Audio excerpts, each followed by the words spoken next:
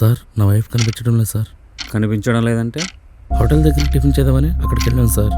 Water bottle తీసుకొచ్చే లోపు తను అక్కడ లేదు సార్. అతను చూస్తే తేడా కొడుతుందా నాకు? వాడు అడ్రస్ ఇచ్చాడు కదా, ఒకసారి అక్కడికి వెళ్ళి ఎంక్వైరీ చేయి. వాడి జాతకం మొత్తం బయటకు వస్తుంది. ఝాన్సీ మిస్ అయినట్లు కంప్లైంట్ ఫైల్ అయింది. ఝాన్సీ హస్బెండ్ సాయి మీద డౌట్గా ఉంది, అందుకే అడుగుతున్నాను. వాళ్ళిద్దరి రిలేషన్షిప్ ఎలా ఉండేదండి?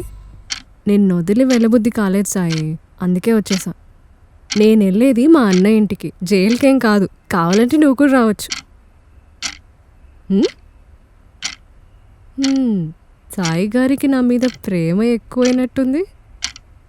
సార్ ఝాన్సీ కంప్లీట్ ఇన్ఫర్మేషన్ తెలిసింది సార్. ఆ డీటెయిల్స్ కూడా ఇందులో ఉన్నాయి.